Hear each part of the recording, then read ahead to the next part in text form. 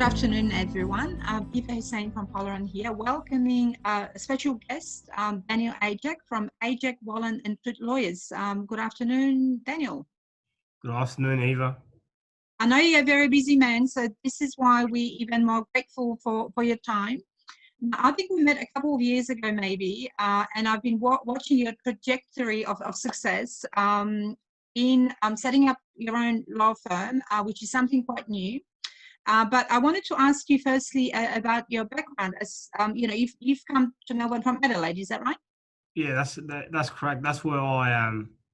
So Adelaide's home. That's where I settled when I arrived in Australia in 2004 at the age of 13. So I went to high school there, and then went to university there, and worked there for a bit before I eventually moved to Melbourne in 2017 in February to work at a criminal defence firm, and I've called Melbourne home since then as well. Mm-hmm. And I know that you and I spoke about this, but I want you to tell us what motivated you to become a lawyer. And we spoke of your family, and I think, if I remember correctly, your uncle. Because really your circumstances of arriving in Australia, as with any migrant, I guess, were pretty challenging, but there were people in your family that also served as mentors, or you've got a lot of really good community around you, including your sister, I think. Yeah, look, I am. So the bloke or my uncle who sponsored me and my sister to Australia, his name is Abraham. So Abraham is, I think the term Sudanese lost boy, it's pretty common and nowadays. And he was one of those. He was a lost boy, and had left home. So when they left home as a child, like I think it would have been late 80s or early 80s, to go to Pinyaduk, him and other kids from my tribe went, and Dad also went with them. And at the time, my uncle Abraham and many lost boys had left their parents. So every tribe, there's a person responsible for these young people at the time, who then went on to serve in the army, in the Sudanese civil war against the northern regime. And so Dad continued to look after Abraham and many young people from our tribe into during the conflict. And then when we eventually settled in Kakuma in Kenya, in the refugee camp there, and then Dad continued to play that father figure and be a mentor for those of Abraham. So when Abraham came to Australia in 2002,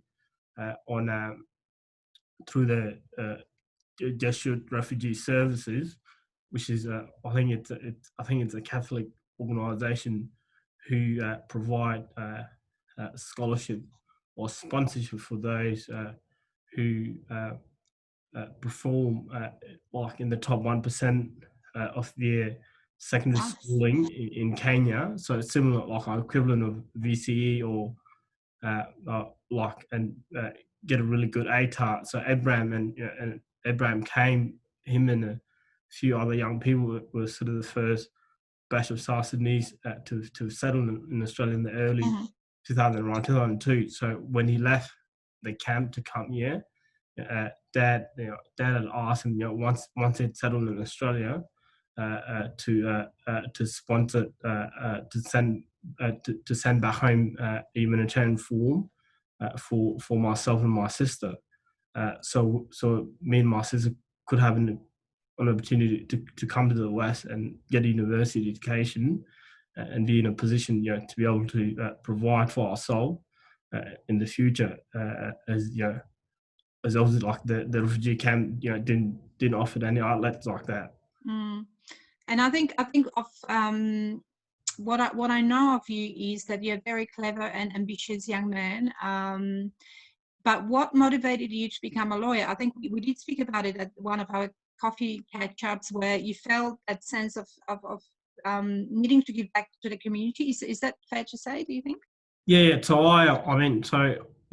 Abraham honored what my father had asked of him. So he he did send a form, and we were we're one of the few who are fortunate, to be accepted by the Australian government, and we set a first year uni halfway through. I started, as I was becoming a young man, and had started having deep conversation with my father, and sort of, and started to take in, some of the good things I was hearing from members of our community about the work that my father did in the camp, and he's because back home, there's no solicitors and barristers per se. I mean, when we live in the camp, so it's the elders who able, whenever there's dispute, whether internally within the tribe or within families or between our tribe and other tribes, and then those who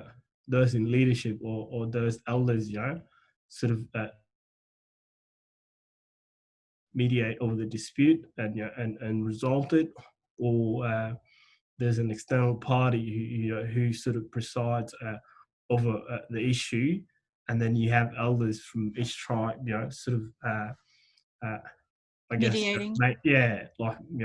make argument is to why their position of their view is justified, and Dad did that very well, and people who lived in the camp who'd migrated to Australia, like me and my sister, who knew of Dad, spoke highly of him and said, he's a good speaker, he's a good advocate, and that he had a lot of integrity, and and that he was able to sort of engage the audience, because these sort of settings were open to members of our community. So once I start taking all of that in, and I was like, well, if I've got any sort of traits of my father, if he's blessed me, with some of his ability, and then what other way to get a Western legal education, to take to then be in a position to take what my father did further in a Western setting, and give back, and be admired like my father was, and be able in a position, to give back to my community and the wider Australian community, and sort of, take what he couldn't do due to the conflict back home, and lack of institution, which we take for granted here in the West, like the universities, and the access, and really, sort of run home with it, and that's what I did, So I told my sister and my uncle, that my engineering days are over. And to my friends, Okay. I'm going to go pursue a career in the law, so I can be like Dad, and and do what he did, but I guess in Australia. And I think, Daniel, it's absolutely true that you are an inspiration to a lot of people, to a lot of young people. But tell me, becoming a lawyer is probably pretty tough. I'm not one, so I wouldn't know, but I can imagine that it's a lot of studying, and it's pretty cutthroat field. But what about being a lawyer? How are you finding that? Because you used to work for legal aid, and I think the last time we caught up, you said that it was difficult work in that you were working a lot with young people. Is that right? So now you are in partnership with other people, and you're hiring more staff, and it's becoming a really great success story. But how difficult is it to actually live the dream that you've defined for us so well? What are some of the challenges, and what's on the cards? What's in the future? What are we seeing for Daniel? Look, I think, I mean, the law is one of those professions. It's a privilege. You sort of, one of my mentors, Tiny Lehman, who's currently the dean of Flinders Law School. When in our first year, like sort of our first day at law school, and had like during the O week, sort of spoke and said, the law, once you become a lawyer, it's sort of, it's a tool you could either use, because you get a lot of power. You're entrusted by society, with a lot of power, and it is one of those things you could either use for the good, or for the worse, and it's. I mean, like I mean, from first year at uni, it's sort of, I've always had a clear vision, of where I did see myself in 10 years. I've got another sort of, I've mapped out, where I want to see myself in another 10 years. And, I've, to my business partner, who's also South Sudanese, and, we went to law school together. We've been mates for 10 years, he also, he's been part of this vision since our first year at uni. It's something we've really worked hard, towards to have it up and running in April this year. And Natasha Wolan, who's our new business partner, we became friends and colleagues within the first month of me coming to Melbourne, and that's something I did share with her. So this is something on the cards in the next 3 years, and we'll get along really well. And I see you do fight for the members of our community. If you're keen, in the future, we'll touch base then. And she kept that promise. And she said, "Yeah, I'll be interested." And she's now, so everyone who's wondering what W was, right. It's Wolan. It's her. So, well, now we know. Yes. Yeah. So it's not when I was legal aid, because a lot of our clients are vulnerable, whether it would be whether by the reason of the fact that they're new migrants, and all the trauma that comes with having lived in a refugee camp or gone through a civil war, or just by being vulnerable by the virtue that you don't speak the language, and you can't. The legal process is pretty complex. And then there's those with mental health issues, and and then also those in our society who are just disadvantaged from all socio-economic background. So it requires some sort of strength, to be able, because our role is sort of it's pretty much hold our client's hand and just navigate with them through their problems, and I mean, the best outcome is not always getting someone acquitted of the charges, but if you can get them a result that sort of reflects their circumstances or what they're going through, and then that's also a good outcome, or if you could get them to come on board and really sort of feel that they can trust you, and that you've got hope in them, and then also that's part of the whole achievement or the sort of pleasure I take personally in doing the work I do, and that's what been I think that's what's continued to sort of to push me to get up like in the morning, and not not be lazy, because I know what I do has a huge impact across our society and our community, and I know people that I represent are genuinely grateful, and people appreciate what I do. So it's and I mean, and in terms of going forward, in another 10 years, I'm all about growth. I think me to Natasha, was sort of with the next wave of of young lawyers, who sort of we've come in. COVID hasn't, COVID, it's had a terrible impact on all of us. It's had its toll, but it's moved us in 10 years or a decade in early into the digital economy. Right. So and what a perfect way to start. Though it might be challenging, it's sort of we're starting in the midst of it. It's really I think it's something that's going to be an advantage to us going forward in terms of how we come out of this whole COVID situation, and sort of and use it to our advantage in terms of our systems in place. So I think because at the moment our practice is all digital, right? It's something that would pre-COVID. It's probably not something we're working towards it, but we've been forced to sort of to go 10 years or 12 years ahead into it. And I want to grow, and Tud and Tash, they want to grow, and that's what I set to do. We set to do over the next 10 years.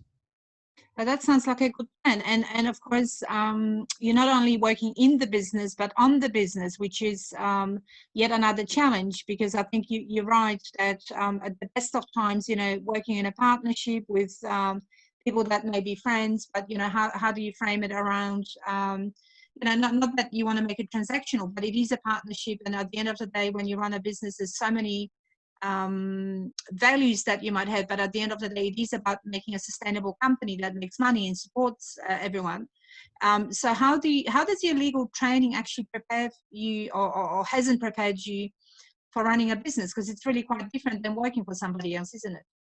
Yeah, look, I think because after law school, I immediately got work. So I worked at Thomson Geer, which was sort of like a national top tier firm, and probably had different system to then going to work at a suburban practice, which I've done, and then also going off to work at a private city firm, with 6 to 8 lawyers, and then so I think the year and a half I did spend at Papa Hughes Lawyers working for Mr. Andrew Papadimotropoulos.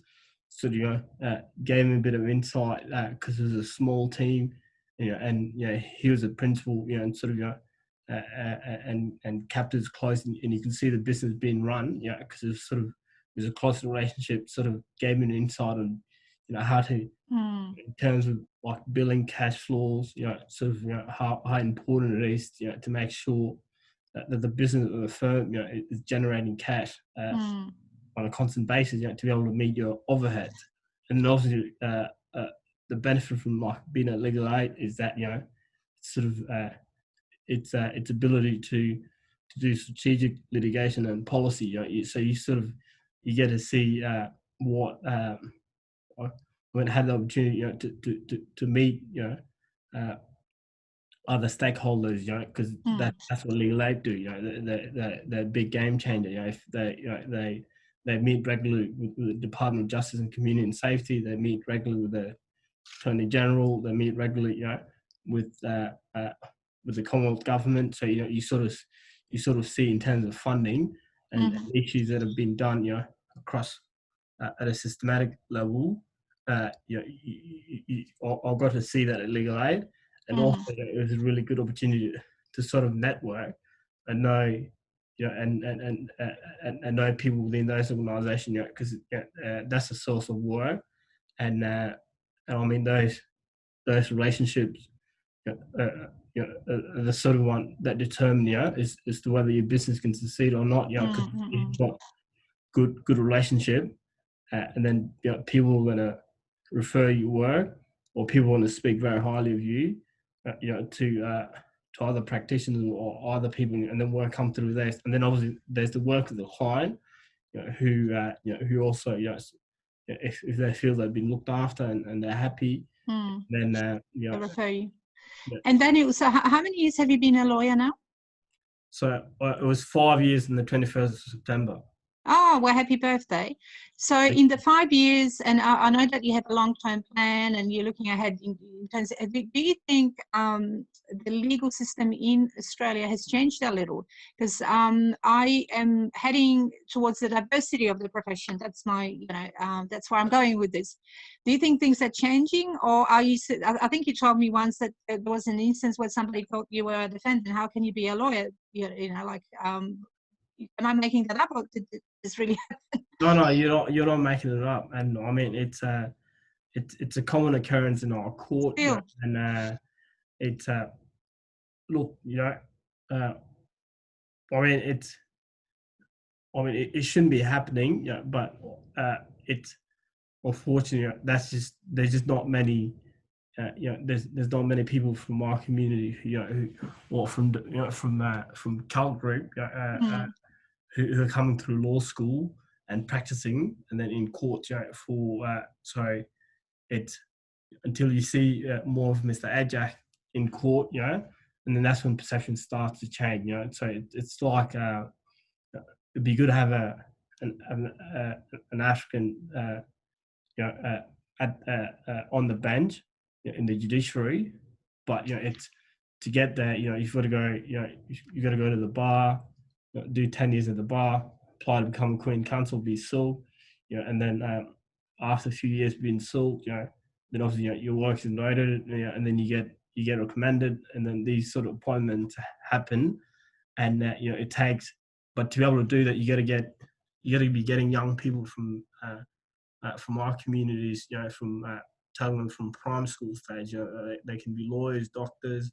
And then once they go to high school, then you equip them also, to aim for law school, and then through law school they're then supported to then get roles within the government, private sectors, and actually like practicing lawyers, and then once we've got more people practicing, and then the quicker things change. When me and Tut went to law school, there would have been 3 to 5 of us, and this is 2010. But now there's a massive influx of the African Australian Legal Network, which I co-founded with some of my colleagues. I think there's about over 130 members, and 7% of our membership are students. So there's more of us coming through law school and graduating and getting into roles. So I think we should be patient, and wait maybe another decade or two before the dust settles. And we and obviously it's I think the court and the profession itself have got to continue to sort of do something about it. So it's because it's not every person from our community who goes to court is a punter, or not every Anglo person who goes to court is a lawyer. It's we all go to court for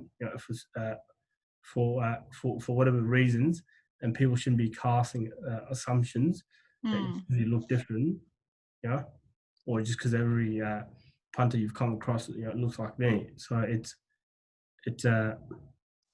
but I mean, like that aside, I think and that's why we set up the practice in the first place. It's sort of the fact me and Tut can do it. It's and Tash. I mean, it's not like Tash is our business partner. She's Aussie, she's Australian, but we want to send a message to our young people, and members of our community that this thing is not out of reach. Right.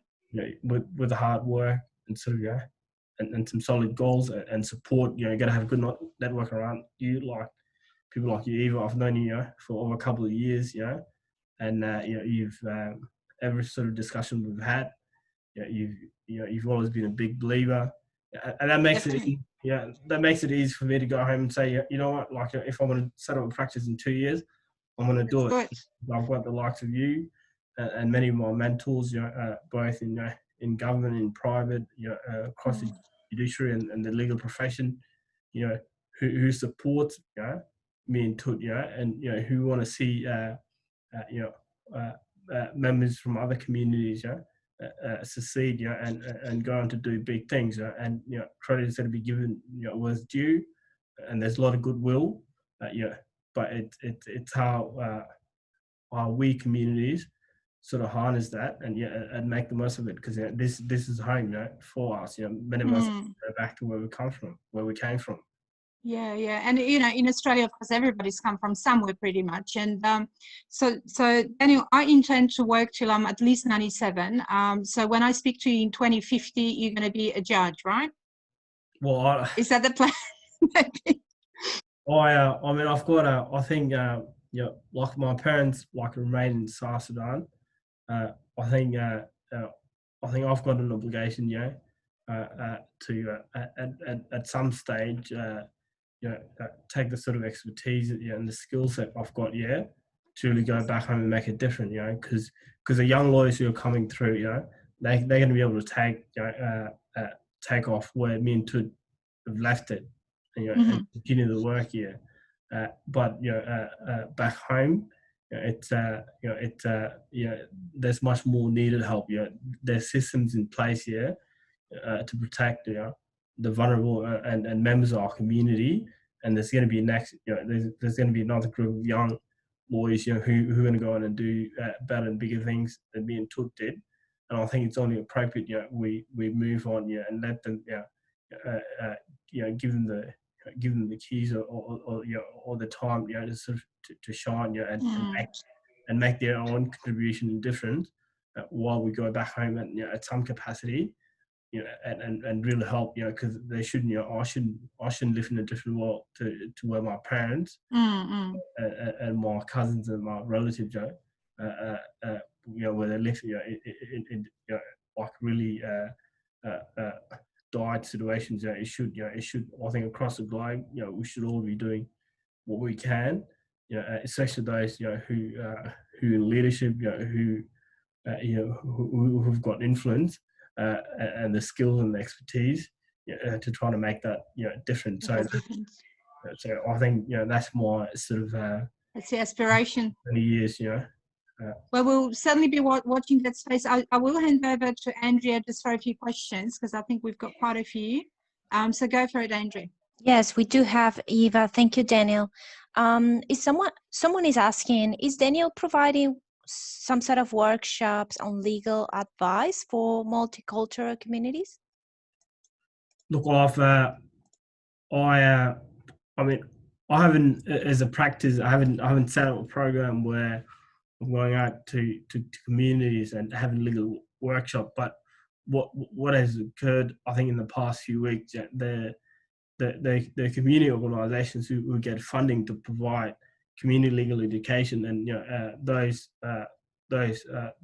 groups have approached myself and Tut and another mate of mine who's got a practice, Makir Mayak from Mayak Legal, and in collaboration we have provided, and some of you might have seen across social media, we have provided some community legal education. But that's something me and Tut sort of hold dear, and as the firm grows, as our credibility grows, as our standing grows, these are the sort of things we wish to address, because we're the first sort of contact for members of our community in terms of getting